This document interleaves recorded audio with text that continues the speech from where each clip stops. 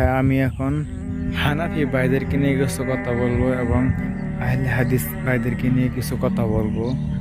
যেমন হানাফি ভাইয়েরা, আপনাদেরকে আমি শ্রদ্ধা করি এবং শ্রদ্ধেয় আপনারা বড় ভাই, এবং আপনারা যে মানহাজি করেন না কেন, আপনারা আহলে হাদিসদের ব্যাপারে কোনো কথা বলবেন না। আপনারা এটা বলবেন যে বলতে পারেন আপনার ইমানি দায়িত্ব, তারা কোনো আমল করতেছে সেই আমলগুলো হাদিসে এবং কোরআনে মিলে কি না। যদি না মিলে আপনি তাদেরকে সুন্দর ভাষায় আপনি বলে দিতে পারেন, এবং শুধু মাঠে গালাগালি করে আহলে হাদিসদেরকে গালাগালি করবেন না, এবং শুধু সাধারণ জনগণকে উল্টা পাল্টা কিছু বুঝাবেন না। আমি অনেক মাহফিলে দেখেছি যে হানাফি আলেমরা যে উল্টা পাল্টা জনগণকে বোঝায় এবং বুঝায় থাকে, এবং তারা এবং প্রকাশ্যে নাম ধরে ধরে আহলে হাদিসদের বক্তাদেরকে নাম ধরে ধরে গালি দিয়ে থাকে। এবং কিছু আলেম আছে, আমি তাদের নাম বলবো না, অবশ্যই আপনারা কমেন্ট করে জানাবেন কোন আলেমগুলো, হানাফি আলেমগুলো নাম আহলে হাদিস বক্তাদেরকে নাম বলে বলে গালি দেয়। অবশ্যই আপনারা কুরআন এবং হাদিসের কথা বলবেন সুন্দরভাবে, কিন্তু এইভাবে যদি আপনারা আহলে হাদিসদের উপরে লেগে থাকেন তাহলে তো হবে না, শুধু একটা ঝগড়া বিভেদ সৃষ্টি হবে। এগুলো করে কিছু লাভ নাই, কিছু ফায়দা হবে না, আরও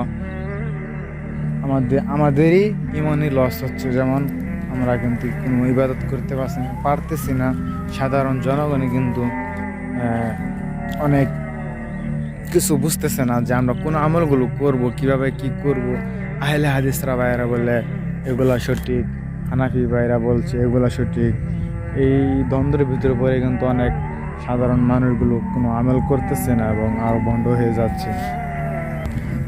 আপনারা একটা জিনিস খেয়াল করবেন যে উস্কানিমূলক কথা কিন্তু আগেই বলে থাকে, এবং হানাফিরা ভাইয়েরা কিন্তু আগে বলে থাকে, তারপরে কিন্তু আহলে হাদিসরা কথা বলে যে অমুক বক্তা এগুলো বলেছে।